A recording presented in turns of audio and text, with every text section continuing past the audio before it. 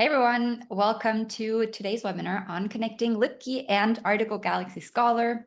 I'm excited to introduce this integration that addresses a persistent challenge for academic libraries, providing comprehensive access to scholarly content when traditional subscriptions only cover a portion of what researchers and students really need. I'll leave it up to our speakers, though, to talk about this in just a moment. Let's cover a quick housekeeping items here. So as you can probably already see, you're all in listen-in mode. So your cameras and microphones are off. We do have the chat enabled. So if you have any questions, any technical questions, feel free to reach out via the chat. And then we also have Q&A enabled. So down on Zoom below where it says Q&A, feel free to add your questions as they come up, and just know that we'll have dedicated time at the end of the webinar to answer hopefully all of your questions. And then lastly, this session is being recorded, and I'll be sending out an email to all of you after the webinar is over with the replay, so you can share it with your colleagues, or if you really want to rewatch any specific part, we've got you covered. All right, so you can see here we have quite the panel lined up for you today. So we have John Seween from the Third Iron team join, and then from the Research Solutions side today, we have Jonathan Wilson, Tony Landolt, and Michael Friesen. And you can see me here too. I'll be playing moderator, as you can probably already tell. And really all the speakers that you can see here right now bring unique expertise to today's discussion and have been instrumental in making this integration between LibKey and Article Galaxy Scholar a reality. With that being said, though, John, I'll pass it to you. Hi, everybody. This is John Siegelman with Third Iron. Thanks very much for coming today. I'm just briefly introducing Third Iron because I know some of you on the call may be using our resources, but some of you may not. You may be already using Article Galaxy Scholar and curious what this LibKey thing is all about and how it integrates, which we're going to talk about today. Just briefly about Third Iron, I was one of the co-founders back in 2011. We focus on delivering this fast, reliable, and informed linking, which I'll talk about in detail real soon.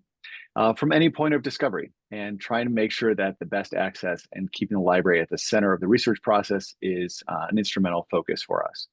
We serve about 2,000 libraries around the world, and we do that through a number of our different products, including Browsine, which was our original service, as well as LibKey and all of the LibKey flavors, including LibKey Nomad, our browser extension used at about 2 million different machines globally. With that, I'll hand it back over to the Research Solutions team. Hi, everybody. I'm Tony Landolt. I head up academic business development here at Research Solutions, and I'm very thrilled to be presenting today and also be very thrilled to have you all join. A little bit of housekeeping here, and there's a couple things I want to talk about here on this particular slide. When you see the name Research Solutions, that is our official name. But for some of you out there who've used us for a while, you still refer to us as Reprints Desk. But I also like to bring up the fact that in our documentation, like for instance, maybe in Alma's community zone, we're still listed as Reprints Desk. So if you're ever trying to find our company name, especially in some hard-coded documents, also look for Reprints Desk. Next slide, please. So before I talk about how Article Galaxy Scholar came to be and so forth, I want to particularly make a nice shout out here to one person in particular who's really instrumental in getting Article Galaxy Scholar and LibKey to work together. And that is a person by the name of Sophia Doffman from the University of Memphis. I give a special shout out to her because about a little over a year ago, she came to me and said, "Hey, Tony, I was able to, on the back end of my system, connect LibKey and Article Galaxy Scholar.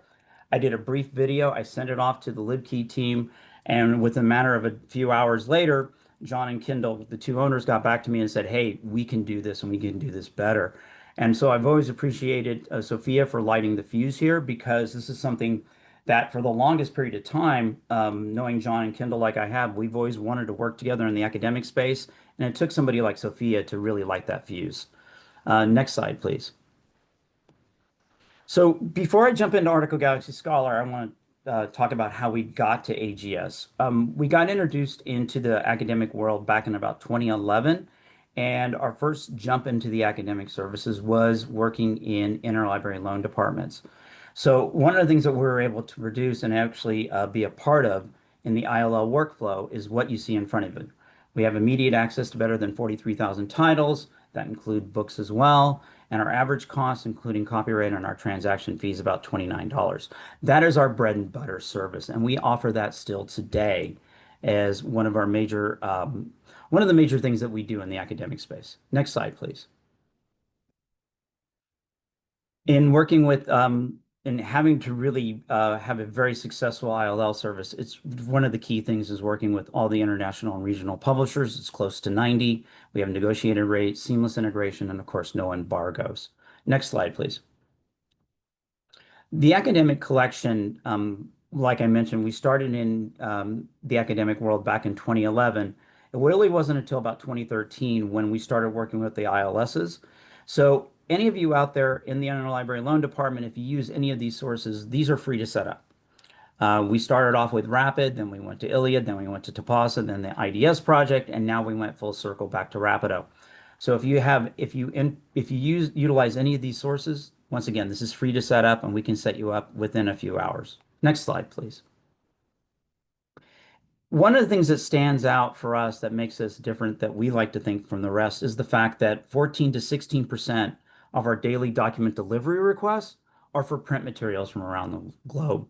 And so we utilize many sources from many sources out there that we're able to get content usually within a few hours to maybe a couple days.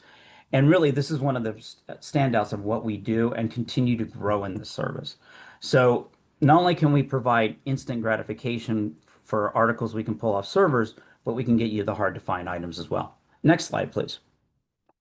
And this will be the last slide before I give it over to John to talk about LibKey. When we got involved in building Article Galaxy Scholar back in 2017, when the seed was planted, and when we released AGS back in March of 2020, one of the key things that I focused in on was the aspect of providing instant gratification for document delivery. And to have articles be delivered within seconds and have them pop up in the browser in AGS has been a big win for a lot of universities. But it's the other things on the back end that has really springboard AGS into become a major fixture for a lot of schools. So I narrowed it down to these 5 things to really show the value of Article Galaxy Scholar. One of them is the automated workflow efficiency, and really this really directly is geared towards interlibrary loan departments, because the idea here is the fact that since you already predetermined in advance the articles you want us to fill, this takes pressure off interlibrary loans. So it means, less staff time in trying to fulfill articles. It's faster turnaround time using us. But what we've also seen, because the efficiency of the workflow from AGS, meaning that when it goes from the link resolver and bypasses a purchase or open access content, the article request will flow immediately into interlibrary loan. So what that means is you actually begin to see a huge uptake of ILL requests. Flexible limits and controls. One of the things here is the best line I ever heard about Article Galaxy Scholar was from a library director from the Midwest who said to me, "I feel like I'm the Wizard of Oz."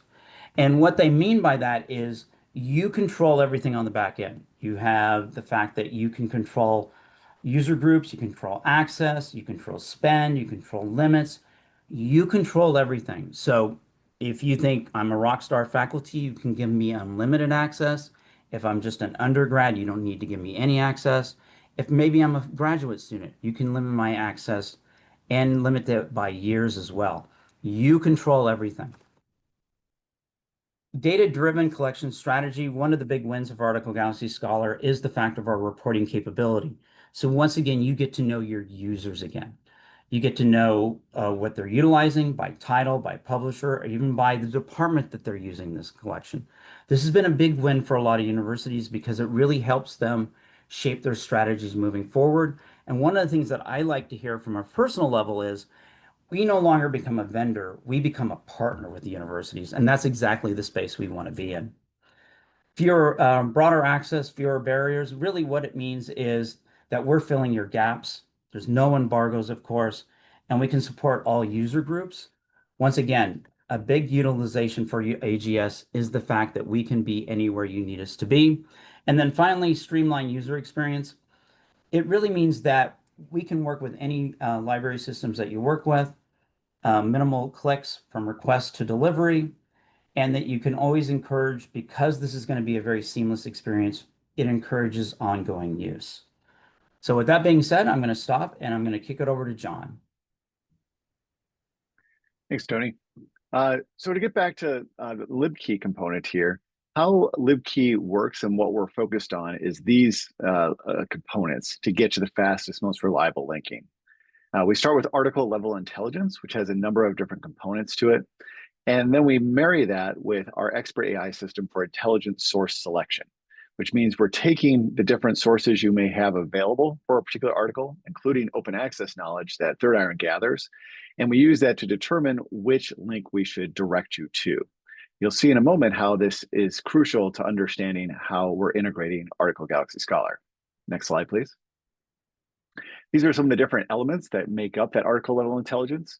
It's everything from open access availability to what entitlements you get from your different sources. That includes aggregators, publishers, as well as where we might be able to link out to in terms of interlibrary load, as well as looking at different versions of open access content. We stack rank them internally, and we then lay those out so that we're focusing on the version of record as the primary target. We're also indicating editorial statuses. So this can be things like retraction or expressions of concern, or a new feature we have, which is a second order retraction that we're labeling on items when you click through to get to the full text. So lots of different components make up this matrix, and it's done so that at the point of discovery of that article, no matter where you're starting that research journey, you're able to experience these benefits and get these components that decide which link we're going to use to get you to full text. Next slide. Important to all of this is that LibKey comes in a number of different flavors that you get as a bundle. We call those things like LibKey Discovery, LibKey Link, LibKey Nomad, LibKey IO. And all of those then can play into different points of discovery. So this can be discovery services like Primo and Summon, EDS, OCLC WorldCat, and so on, but also databases. This could be databases from ProQuest or EBSCO, as well as things like Web of Science or Scopus or other article databases. Then with our LibKey Nomad browser extension, we also enable the user to be able to see what they have access to from their organization when they're just browsing the web automatically and in the background. So if they arrive at an article on a Wiley published article, for example, in a Wiley journal, it will automatically indicate if you have immediate access to this and can signpost that availability and then take you to the full text wherever that might live. Even if it's not at Wiley, it can actually redirect and say, oh, you actually have this from EBSCO or from ProQuest. And we do that on not just publisher sites, but on other common discovery points like PubMed or ResearchGate or Wikipedia. A newer evolution is that our API for LibKey is being integrated into a number of different AI services. So kind of a new generation of discovery systems, including Research Solutions Site AI, which Michael will be highlighting later. Next slide, please. This pre-mediated document delivery concept that Tony was talking about, we see that as the new patron-driven acquisition, which a lot of us have experience with in the monograph world, right? Where we have all these books that we can load into our systems, and then when they're used, only then are we paying for it. But we're making the point of discovery there, and we're making it easy to get to that content very, very quickly. Most libraries kind of think about their collections as a spectrum of just in case versus just in time. If you're more of a just in case library, you're going to emphasize as much as budgetarily allowable your direct access to material from publishers, no embargoes, get the latest material as soon as it's published. We usually fill that in then with packages from aggregators to kind of fill in materials that are maybe of secondary importance to our users. And then beyond that, we look at document delivery or ILL to fill in everything else. And of course, when we kind of look at this spectrum, it can be that we've set our collection to be organized in a certain way, but we might also have to adjust over time if there are certain budget situations that force us to do so. So let's take a look at the next slide as an indicator of what this might look like. If you're more of a just-in-case library, you're probably heavily emphasizing that subscription. And that could be publishers and aggregation within that subscription chart there, within that bar graph. And the blue being the amount that you might wind up spending for document delivery, which might be very, very small, just filling in things that you can't get any other way. But if you're really facing a very serious budgetary scenario, which I know a lot of libraries are going to be in the coming months, investigating just-in-time solutions is a really smart thing to do. Because you can see that when you kind of take the combination of those two bar graphs there, you are saving a lot of money by shifting things to a just-in-time model, where by moving some more budget over to document delivery, you're still able to provide that material just in the nick of time to make sure that researchers get the materials they need, but you're not spending as much on subscriptions that may not be as well utilized. Next slide, please. Now, when we first kind of started this, I looked. We didn't try and attempt this until we saw that there were a number of traditional problems with moving over to that just-in-time model. But it's through a lot of evolutions that Article Galaxy Scholar has produced that has really made it possible to have this kind of model be very, very practical for libraries. So I'm going to have Michael take us through some of those traditional problems with those strategies that are no longer true. Absolutely. What you classically have in this setup are issues with what happens when you need something delivered from a document delivery service. So that's what we're talking about here, is the idea that sometimes there's, this will impede research because you have to run the classic interlibrary loan process, and that's limited by your time and by staff and by your ability to deliver those documents. So with Article Galaxy, you can pre-mediate. You can choose what's going to be available to your patrons before they ever reach Article Galaxy Scholar, and you can control the number of articles per journal, per publisher, per user, be able to control that, which can help with your document delivery costs and help with the cost of comparing Article Galaxy or as an option as opposed to what you get from your subscriptions. Also, it's a very unified workflow. If something is available in Article Galaxy Scholar, we deliver it. If it's not, then you're redirected to interlibrary loan.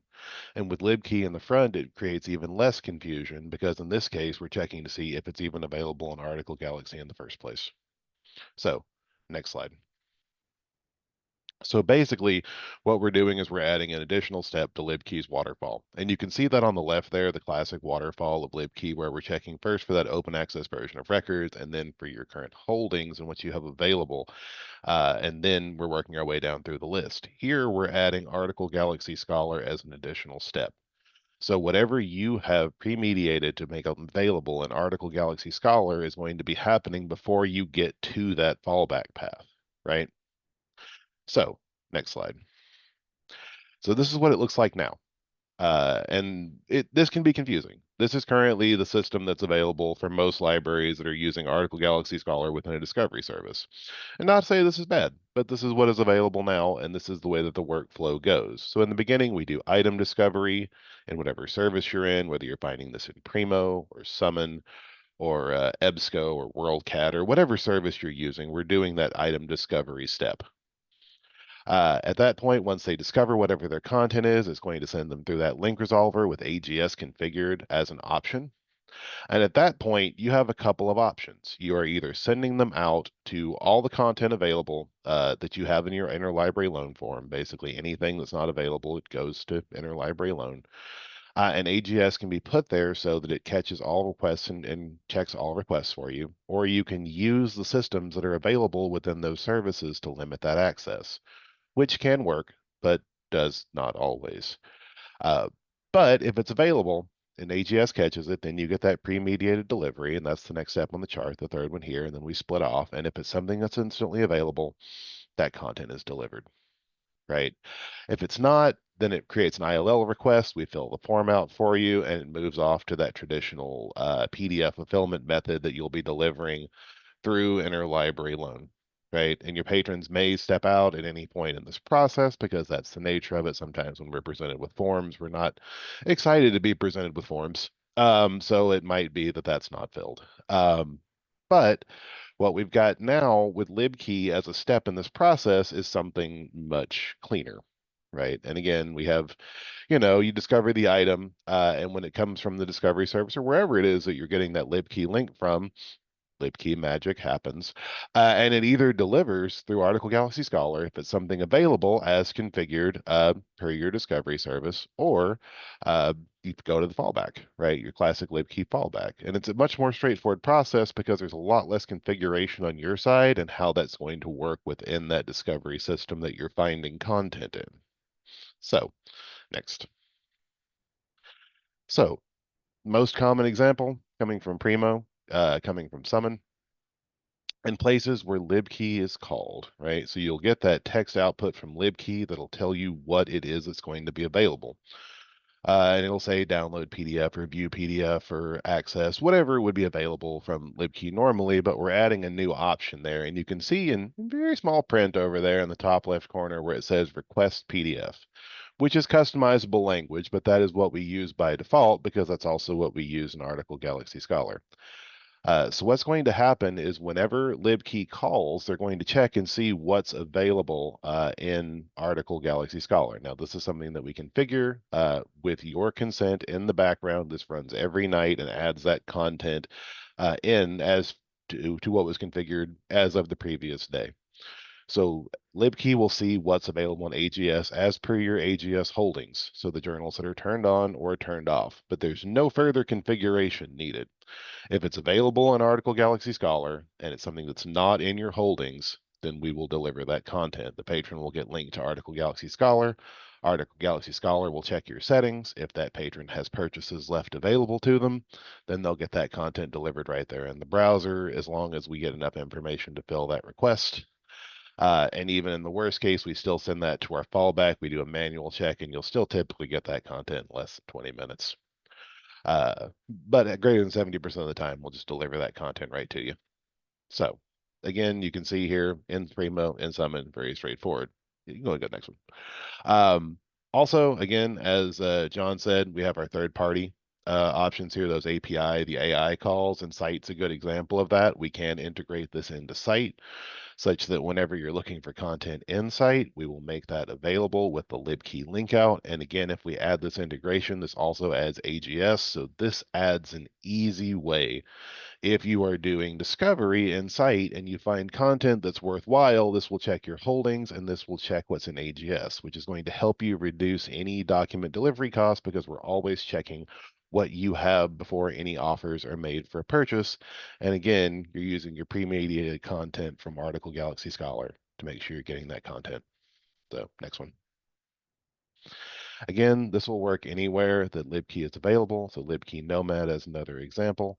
We'll be able to pull that in. If libkey nomad triggers in PubMed, again, we can check that content for you. PubMed's an example, but anywhere libkey nomad works with your publishers, with your Google Scholars, wherever you're calling all that information, we're going to be able to get that to you.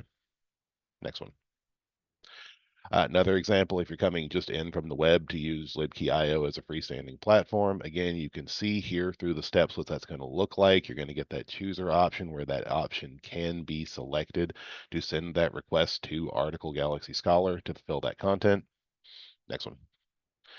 And this one's a little all over the place, but I'll explain. Basically, within Article Galaxy Scholar, you have the ability to set up user group codes. You can choose to select who has access to content. So if, for instance, your faculty and staff have full access to AGS, however, your student group does not, we offer what libkey calls the split path. That is, the user comes in and clicks the appropriate option to be directed to either Article Galaxy Scholar or to the classic fallback, which is typically going to be to that ILL form that you have available in libkey, but that is not the only place it can go. Again, you can go back to discovery or whatever is appropriate, whatever your fallback is. However, this will still run with Article Galaxy Scholar's logic. So if someone clicks the top link erroneously, Article Galaxy Scholar still has a fallback. You can still use that. We will still use wherever your interlibrary loan form is directed. So while this is designed to funnel the patrons to the correct funnel, if they happen to choose the correct funnel, it will still put them back in the right one. So you still have full control over where your patrons go. This gives you a lot of options for where Article Galaxy Scholar can live and where you can get content for your patrons in order to make sure that, as John said, for your just-in-time fulfillment, it's going to be available there so your patrons can get their articles. So hopefully that makes sense. That's kind of a breakdown of the process of getting that article. However, it's probably going to be easier if you see that process. So I'm going to pass this to Jonathan, and he's going to do a little demo in Site to show you how all of this works. So. All right, give me just a second. I'll get my screen up and shared. There we go. Hello, everyone. As introduced, my name is Jonathan Wilson. I'm the Vice President of Implementations here at Research Solutions, and I work very closely across all of the people that you've seen in today's presentation. Today, I'm going to go into Site to showcase how the LibKey integration would work with any third-party discovery tool. I'm just using Site because it's the one that I have the easiest access to. So within Site, I'm going to run a quick search for the word sustainability, just to showcase how LibKey integrates and what happens when you actually click on one of those links. So as I go through my results here within Site, I'm looking for a link that says request PDF, and I see it about the 6th article down. When I click this link, you see the LibKey magic, as we've mentioned several times in today's presentation, happening, and it takes me to the article to request within Article Galaxy Scholar. Now, there are different ways of verifying that you're part of the institution, such as SSO, but for the sake of today's demonstration, I have logged in ahead of time. However, you can see that SSO is part of the credentialing to access the Article Galaxy Scholar system. Now that I've landed on the request page for this particular article, I'm going to click the request PDF button here. A few things may happen, but in this case, the quick download option has begun. You saw a timer start counting down, but within a few seconds, the PDF is made available. I can open the PDF from here. It will save the document and allow me to read it within whichever browser add-on I have available. And that's really it. That is how fast and simple, and as Michael was saying, takes the complexity out of the linking process between the two systems, using a third-party resource and AGS. Okay, Julia, if you'll go back to sharing the slide, I have a few comments to make. I'll pass it back over to you.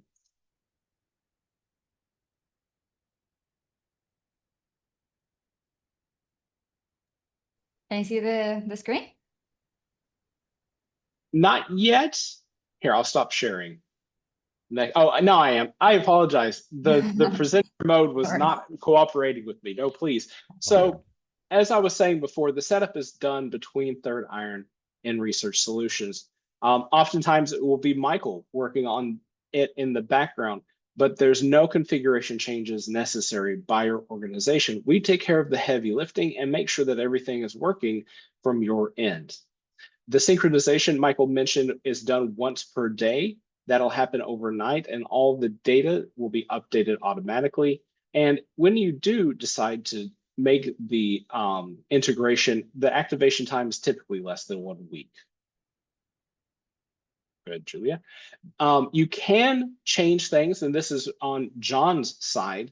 The request PDF text and the italicized text below that can be customized. If you have some branding or some wording that you use to be consistent across all of your products, you're able to do that here. And the secondary linking option, which here says ILL request, can link to other resources as well. We pass it via open URL, so that data is passed in a string that can be interpreted by most every system.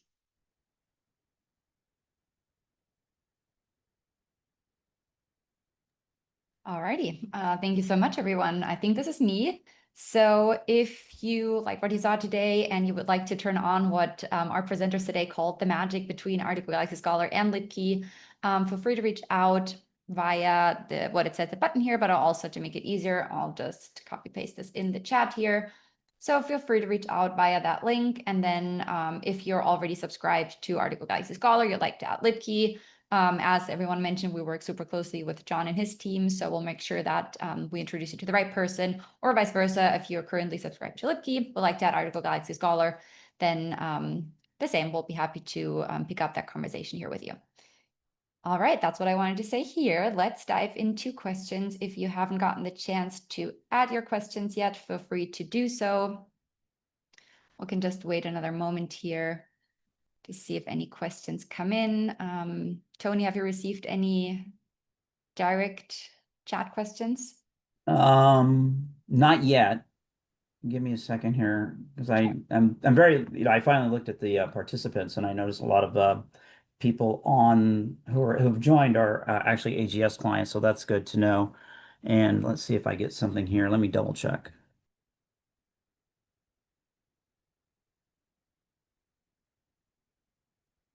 Okay, I can see a first question pop up here. Can AGS integrate with EBSCO's EDS? Most of the examples were from Primo and Summon. Yeah, I can answer that. Not yet, but soon. I just met with the EBSCO team the other week, and they're very eager to have this capable in EBSCO as well. So hopefully we'll have an announcement about that in the coming weeks. Awesome. What's the best place to learn about that announcement? Would that be on via social, LinkedIn, or? Yeah, we'll do those. Being on our newsletter, I think is probably the best. You can sign up for the Third Iron newsletter at the bottom of the thirdiron.com homepage. But we would definitely make that announcement when that's available. Awesome. Great. Thanks. I got a question that came in directly to me. This is more or less for Michael and I. They were asking Michael the average time to set up Article Galaxy Scholar.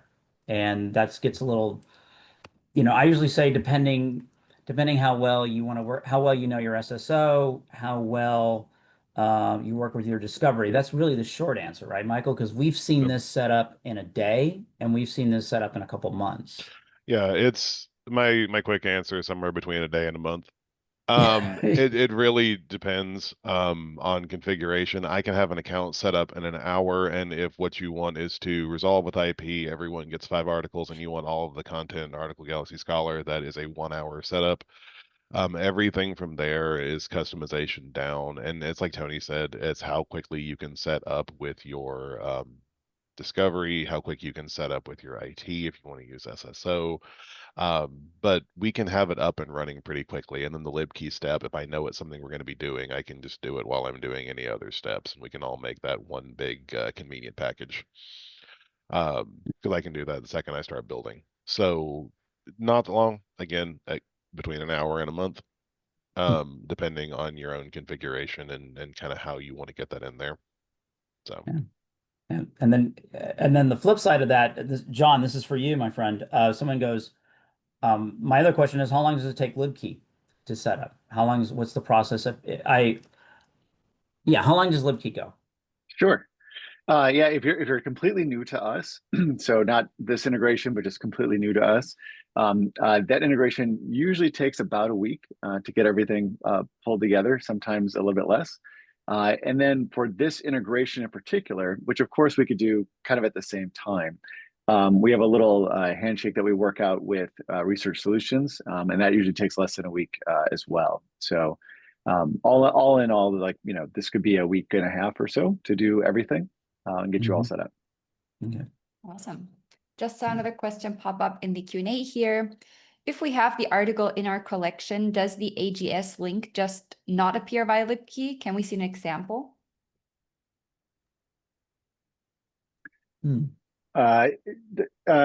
Yes. So what's happening in that waterfall diagram that Michael shared earlier is that where libkey would appear, and that could be in Nomad, it could be in Discovery, and so on, is that wherever the best available source kind of lands for that particular article, that's the link that will appear. So it could be that if we've determined that, oh, you have it available via your subscription to Wiley, then you will see a link that will take you to Wiley. If you also have that article overlapping with Article Galaxy Scholar, You wouldn't see that from LibKey at that point because we've determined that the most efficient route for you to go is through your subscription that you're getting it from. But if the inverse happens, where the article that you're interested in, we've exhausted the open access knowledge we have, the subscriptions you have, all the aggregation you have, and you do have it available as a pre-mediated item with Article Galaxy Scholar, then we would present the request PDF as opposed to download PDF in that same space. So the idea is that in that same space that users are used to looking to get access to material, AGS links would dynamically appear there if we've determined that's the best and most efficient route to get you to content. Yep. And for a visible example of that happening, basically that's on Jonathan's site demo. That's all the other things he didn't click on because we had to scroll for the one that delivered for AGS. So everything else that LibKey found to be a better source not to use AGS. It just so happened we're using sustainability as a search because we're pulling from a set from a particular university that has a lot of sustainability journals turned on. So. Great. Yeah, good question. Thank you so much. Just a follow-up question from the previous one regarding kind of like setup of LibKey and also Article Galaxy Scholar. The question is, how much does the turning on that integration cost? Nothing. Yeah, so if you have both services, this is a free integration. So it's just a matter of letting us know you want to do it, and we'll get everything tied up for you. Awesome. Yeah, that's music in all of our ears, I'm sure. Are there any certain publishers and or journals that Article Galaxy Scholar cannot provide? Yeah, yeah, I was reading that when that came in. So the short answer is we have immediate access close to 90 publishers today. We have all the big ones, the mid-size, and smaller ones. If you were to ask what our gap is right now, it's mostly the smaller to mid-size society publishers. And at this point, we are driven by clients or potential clients who've seen our A to Z list of publishers and said, "Hey, I know this particular publisher is not a part of your umbrella. Is there anything you can do there?" And at that point, I take the publisher's name. I reach out to I work very closely with our publisher relations team. They get the name of the publisher, and they start engaging with them at that point. So that's really where we're at right now. And if anybody would like the list of the publishers, they are listed on our site, or you can reach out to the sales team and so forth, and we can provide that list of publishers that we work with. So Great. Yeah. Good question. Oh, I got one that came into me, and Michael, you get a kick out of this. And someone said, they said to me, did Michael say something that I missed, or is he correct on this? So Site, LibKey, and AGS does work.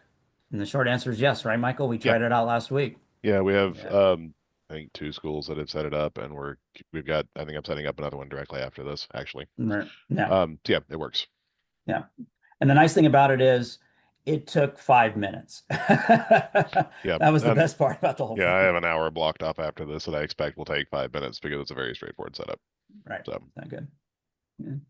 Awesome. Is pricing based on FTP or based on article request? Currently it's based on FTP, and our sales team can reach out to you and give you a pricing on that. Okay. Great. Well, maybe some more questions come up, but also if any questions come up afterwards, you keep thinking about it and you're like, oh, I should have asked this. What's the best way to get in touch, basically, with all 4 of you? I can also pull up the next one here, even though I have this towards the end. Actually, Michael, I see we're missing you here. Maybe you can pop your email address in the chat. Yeah, I got you. Yeah. Oh, there you go. I think questions about Article Galaxy Scholar, you can direct those towards me. If they're questions about LibKey, I can delegate those. So I can always be the point of contact for AGS. And, if things come to me that are LibKey related, I can send them off to Michael, and I can send it off to both Johns. So whatever's convenient for anybody who's on this webinar, then reach out to one of us, because we all work very closely together. And that's really the key here about our relationship. So we can all pass around the information and pass around the questions as well. 100%. Yeah. Okay, well, it looks like we've answered all questions. That's great. Always nice to give people some time back in their day. So thank you so much, everyone, for taking the time to join us today. As we mentioned, if you do have any questions that come up later, feel free to reach out via any of these email addresses or social, or if you have a point of contact. And thank you so much, Jonathan, John, Michael, and Tony for joining today and spending some time with us. And yeah, hope to see you on a next webinar or via email. Great day, everyone. Thank you. Thank you. Have a great day. Thank you.